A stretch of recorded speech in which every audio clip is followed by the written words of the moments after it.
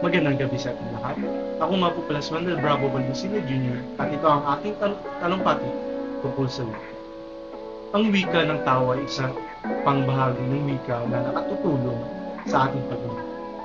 Ang iba't ibang wika sa buong mundo ay tumutulong sa mga tao na mas maunawaan ang isa't isa.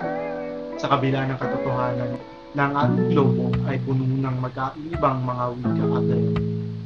Ang mga individual sa isang komunidad ay higit na nagkaiintindihan.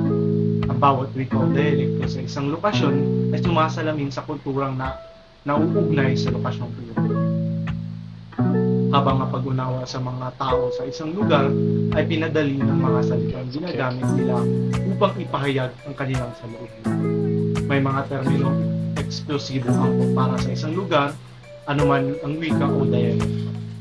Ito ay resulta ng wika.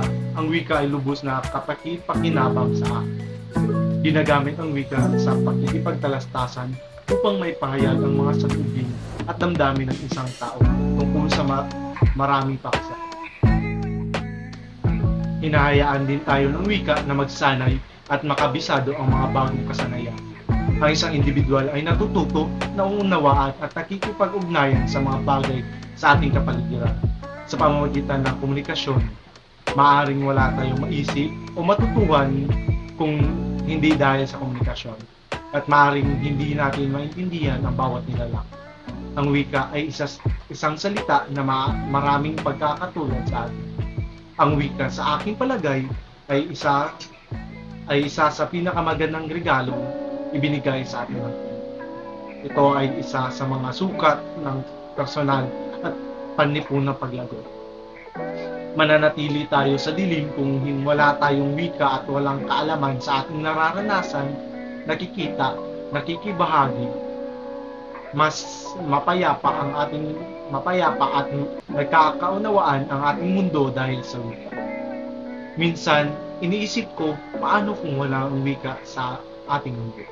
Paano nagkakaintindihan ang mga tao? Paano maipahayag ang gusto natin sabihin kung walang paraan para ilabas ito? Paano uunlad ang ating sangkatauhan kung wala komunikasyon sa isa't isa? Bukang napakahirap kung hindi nagkakaintindihan ang bawat tao. Ito ang mga tanong na nasa aking isipan. Kapag ang mga individual ay hindi nakakapag-usap, parang may kulang sa ating buhay. Halos napaka-imposible na pumunta sa isang lugar sa isang buong araw nang hindi nagsasalita. Paano maunawaan ng ating kausap ang ating sinasabi? Sa kabutihang palad, ang komunikasyon ay nangyayari sa bawat individual. Kaya napakahalaga talaga ng wika sa ating pang-araw-araw.